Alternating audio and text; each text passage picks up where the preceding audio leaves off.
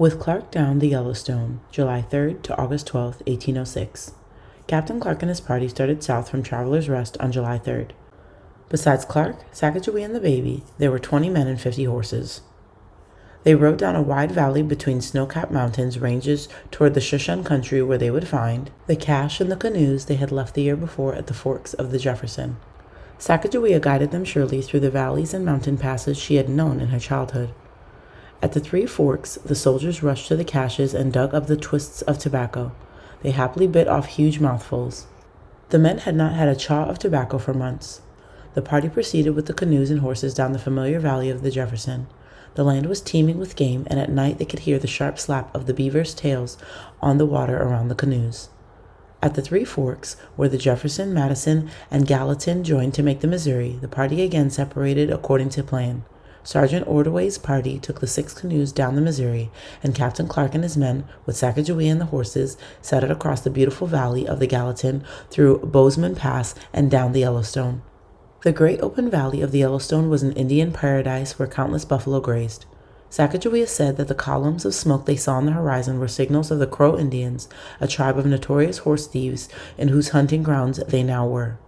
Wild roses, luscious berries, and grapes grew thickly along the riverbank. When the unshod hooves of the horses became worn and tender, they were covered with moccasins of green buffalo hide. Private Gibson fell on a sharp stick and badly wounded his thigh. He could no longer ride his horse. The party decided to build canoes and proceed by water. Trees were small and very scarce, but 3 axemen finally cut and hollowed 2 trunks to make a double canoe 28 feet long, which would carry the party and baggage downstream. In the morning roundup of the horses, 24 were missing. An Indian moccasin found near the camp indicated that the Crows had run off the horses.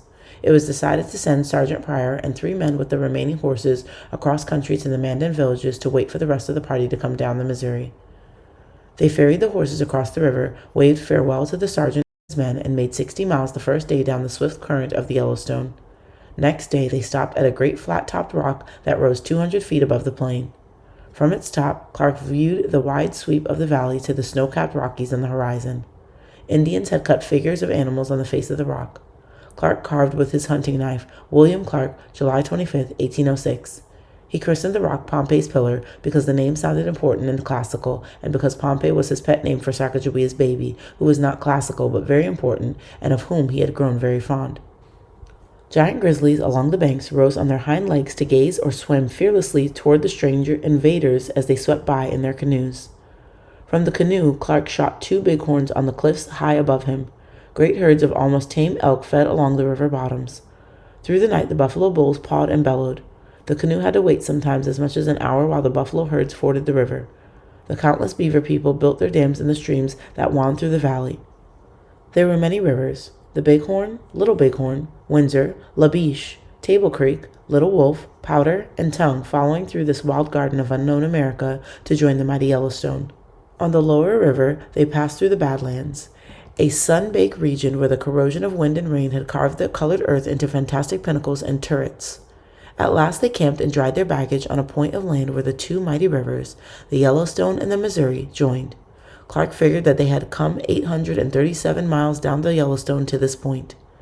An enemy more fierce than bears and wolves now attacked the expedition. Day and night, clouds of mosquitoes tormented them. At night, no one could sleep, and by day, the men could hardly work. Poor little Pompey's face was bitten and swollen. When Clark pointed his rifle at a bighorn, the mosquitoes settled so thickly on the barrel that he could not take aim. He wrote a note to Lewis and tied it to a conspicuous tree where Lewis would be sure to see it. Slapping and swearing, the men loaded the canoes, and the party pushed on down the Missouri. "Look what's coming down the river," called the guard. 2 round bull boats pulled into shore, and out jumped 4 men. It was Pryor and his party, with a story for the campfire. Riding over the plains, they had been overtaken by a thunderstorm and made camp, picketing the horses as usual. When they awoke next morning, not one of the horses was to be found. They followed the tracks of the Indian thieves for miles on foot. It was impossible to overtake them. The miserable adventurers strapped their baggage on their backs and trudged gloomily toward the river, knowing that without horses in that vast and naked land, they were in a bad fix.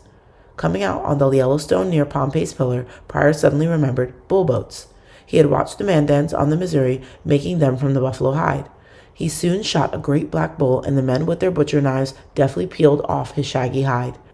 They made a round frame and stout ribs of willow rods on which they snugly secured the bull's hides with thongs, applying a final caulking of buffalo fat. When launched, she floated light as a cork, just to make sure in case of accidents they made another. The party had come hundreds of miles down the rivers, 2 men in each boat with baggage, without shipping a spoonful of water. The wilderness had its unpleasant surprises and desperate situations, but by now the corpse of discovery had learned the answers. Clark's party continued slowly down the Missouri, daily expecting the arrival of Lewis. They met 2 trappers canoeing upstream. These were the first white men they had seen in over a year. The trappers had left Illinois about the same time as Clark and so had no recent news from the States. But they reported that the Indians at Fort Mandan, who had so solemnly promised to make peace, were now happily at war with their neighbors again. "Here they come!" Every man dropped his work and ran to the river. Sure enough, the 6 canoes were coming down the river. As the party drew near shore, they recognized all their companions except the captain. "Where is Captain Lewis?" demanded Clark anxiously as he pushed forward to the side of the lead canoe. Lewis smiled wanly at his friend from the bottom of the boat. He had been accidentally shot only the day before. He was suffering from a painful but not dangerous flesh wound. Clark knelt beside him and carefully dressed it. As the united party went downstream, Lewis told Captain Clark the story of his expedition on the Marias River. With Lewis to the mouth of the Marias River, July 3rd to August 12th, 1806. Lewis and his 9 men rode eastward from Travelers Rest toward the Buffalo Plains. 5 faithful Indians who had guided them over the Rockies accompanied them for a couple of days to start them on the right trail and then turned back. There was now plenty of game, and as they came out on the plains they saw thousands of buffalo, whose bellowing filled the nights with a fearsome roar. Swarms of mosquitoes attacked till the horses became frantic, and poor Scannon howled in pain. Grizzly bears rushed from thickets, but the hunters were afraid to shoot, as their Indian horses were unaccustomed to gunfire and might throw their riders. McNeil had knocked one huge grizzly over the nose with his gun and spent the rest of the day in a tree while the big bear waited for him to come down. Finally, the great beast ambled off and McNeil overtook his companions. On July 12th, they reached the Missouri. Here they built 2 boats, Indian fashion, out of buffalo hide and crossed over to the White Bear Islands, where they had cached their baggage and left the famous iron canoe the year before. Lewis left Sergeant Gass with 5 men and 4 horses to portage the baggage around the falls when Ordway's party should arrive from the 3 Forks. From the great falls of the Missouri, Lewis with Drewer and the Fields brothers rode toward the Marias River. The country here is spread into wide and level plains, swelling like the ocean, in which the view is uninterrupted by a single tree or shrub and is diversified only by the moving herds of buffalo. They were in the country of the vicious Minnetree and the plundering Blackfeet, and Drewer kept a sharp lookout for Indian signs.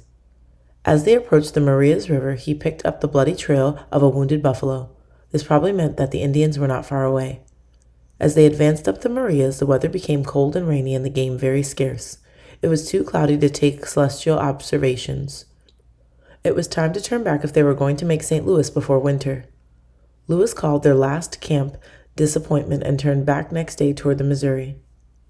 Drewer had ridden ahead down the river valley. As Lewis rode up to the crest of the hill, his eyes caught something that made his pulse quicken. About a mile away he saw a herd of some 30 horses. With his spyglass he could see that half of them were saddled. On a knoll above stood a group of Indians, evidently absorbed in watching Drewer in the valley below. The captain thought quickly. Should they run for it? But that would mean leaving Drewer to the Indians. He had dealt with all kinds of Indians in the last 2 years, and he could negotiate with these. If there should be trouble, well, they were soldiers of the U.S. Army and trouble was their business. He explained this plan to the Fields brothers. They squinted their steel-gray eyes and nodded. They had followed the captains through tough spots before. So they rode forward with the American flag fluttering gaily in the wind. They came to within a quarter mile before the Indians saw them. In a confused scramble, the redskins rounded up their horses and mounted. An Indian rode toward them. He stopped within 100 paces, looked them over, and galloped back. As the whole band now came riding toward them at full speed, Lewis counted 8 braves. Only 2 had guns, the rest carried bows and arrows. Firepower was in his favor. "Stand ready for attack!" he ordered. But the Indians had halted and only 1 came forward. Lewis advanced and took his hand. He went on and shook hands with all the rest. He was now surrounded by excited Indians asking in sign language to smoke with the white men. Lewis was thinking how to reach Drewer. "The white brave down by the river has our pipe. We must first send for him," said Lewis. When Drewer arrived, the white men had 4 rifles to the Indians' 2, and it was the Indians who were anxious. When 3 of them claimed to be Minnetree chiefs, Lewis gave them a flag, a medal, and a red handkerchief. As the tension eased, he proposed that they all camp together by the river and spend the evening in talk. Sitting around the fire, Drew translated in the quick gestures of Indian Sign Language while the shadows of his moving hands flickered and danced on the high canyon walls. The Indians said they were part of a band that was hunting buffalo in the neighborhood. They did their trading with white men at a post 6 days' march away. Lewis told them of his journey up the great river to the big lake where the sun sets. Everywhere he had made peace among the Indians and had brought the good things the Indians desired. If his red brothers would come with their people to the mouth of the Marias, there the white men would bring them many good things. But to this the Minnetarees made no reply. Each told an epic story of the wanderings of his people. The fire died down. Everyone was dozing off. When all were asleep, Lewis signed to Rue and Fields to stand guard. "If any Indian starts to leave, give the alarm," he whispered as he too stretched out between two sleeping Indians. "You let my gun go!" The captain opened his eyes. In the gray dawn light, he saw Drewer twisting his gun out of an Indian's grasp. Lewis grabbed for his rifle. It was gone. Every man around the fire went into action. Lewis drew his pistol and started after the redskin who was running off with his gun. "Drop that gun or I'll kill you," he shouted. An Indian slipped behind Joe Fields and snatched up the brothers' rifles. They jumped up together and raced after him. As Joe grabbed the redskin, Reuben sank his knife in his side. The Indian staggered on a dozen paces and fell dead. Drewer and the Fields with their recovered guns now ran to where Lewis stood pointing his pistol at the Indian who was slowly laying the stolen rifle on the ground. As the three soldiers raised their guns to fire, Lewis shouted, "Don't shoot! He can't do any harm now." On the way back to camp, they saw 4 Indians driving off their horses on the other side of the river. Lewis ordered his men to pursue. They must recover the horses even if they had to shoot to kill. Lewis now ran after the Indian who had stolen his gun. Together with another Indian, he was running off with Lewis's horse. As Lewis raised his gun, one of the Indians jumped behind a rock, calling to his companion. Lewis fired. The Indian fell, shot through the belly, rolled over, and fired from his elbow, grazing Lewis's head. Lewis, who had no more ammunition, started toward camp, meeting Drewer, who had run up on hearing the shooting to assist the captain. The Fields brothers now came back with 4 horses which they had recovered. The white men quickly gathered up the Indians' bows, arrows, and shields as trophies, saddled their horses, and rode off, leaving the 2 dead Indians where they lay, staring up at the morning sky. Around the neck of the Indian Lewis had shot was a piece medal with the bronze head of Jefferson on one side and the 2 hands clasps on the other. Lewis was sure the main party of Minnetarees would immediately try to head them off at the mouth of the Marias. He must get there first and meet the canoe party coming down the Missouri. Their horses were excellent and the ground firm and level. Hour after hour they rode steadily on. By 3 o'clock Lewis figured they had covered 63 miles. They stopped to rest the jaded horses and then rode on. As darkness came on, Drewer shot a buffalo and they halted for a brief supper. The moon shone through ragged clouds as they rode on amid the drowsing buffalo herds that seemed like ghosts in a dream of some lost world. By 2 o'clock that night they were utterly exhausted and slept in their tracks. At dawn they crawled stiffly from their blankets, mounted, and urged their jaded horses on. As they neared the river, Lewis thought he heard the sound of distant firing. Were the Minnetarees attacking the canoe party? They spurred on faster. Again they heard firing, this time loud and distinct. They dashed up to the top of the river bluffs and looked down with a great surge of joy. There below them in the river were the canoes and the old white pirogue. Sergeant Ordway was waving his hat and nearly going overboard with delight. They recognized the familiar faces of their companions as the canoes came to shore. The 2 parties had reached the appointed rendezvous at exactly the same moment. On the point of land where the 2 rivers met, the men opened up their last year's cache and took whatever was still undamaged. The red pirogue, which they had tied up on the island last year, was cracked and rotted past all repairing. Before they left, Sergeant Gass and huge lumbering Willard came in with the horses which they had brought down from the falls on time and according to plan. The party had no more use for horses and turned them loose on the prairie. Even the drenching rains could not dampen the men's high spirits as the canoes went racing down the flooded river at 7 miles an hour. Along the cliffs and shores, the hunters found abundance of game, and the party feasted again on buffalo, elk, and bighorn. High in the sky soared the great calumet eagle, and among the flocks of geese paddling along shore they saw a lonely pelican. The hunters bagged a monstrous grizzly which measured 9 feet from his nose to his tail. The flooded river raced like a wild horse, carrying them past the mouths of the mussel shell and porcupine, the martin and the Martha and the milk, all pouring sand and mud into the Missouri until the river water was undrinkable. The party made 83 miles in one day, and on the 7th of August reached the mouth of the Yellowstone, where they found Clark's note telling them he had gone by and was waiting downriver. Lewis's party camped to caulk the leaks and cracks in the canoes and to dry out the rain-soaked baggage. Their ragged deerskin clothes were almost falling off their backs. The men took needles and thread from their kits and made new shirts, leggings, and moccasins from fresh skins. They were only 2,200 miles from home, and they must be neat and smart on arrival. Lewis had planned to reach a point known as the Burnt Hills by noon in order to take observations, but they arrived 20 minutes too late. His disappointment was quickly forgotten when he sighted a herd of fat elk grazing along a willow bar. He and Cruzat went ashore and each shot an elk. Reloading, they plunged into the underbrush for another shot.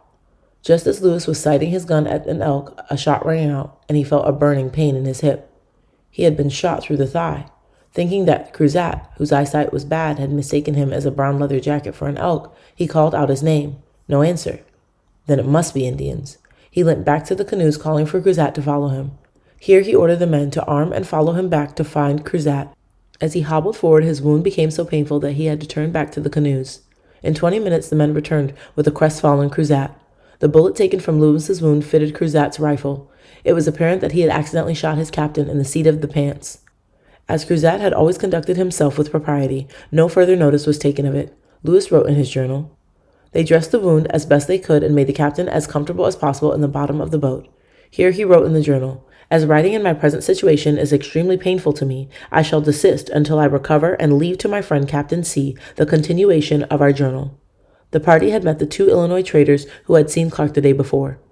There was great rejoicing when the hunters, Coulter and Collins, who had been missing 9 days, came into camp. The canoes pushed swiftly on till at 1 o'clock we joined our friends and companions under Captain Clark.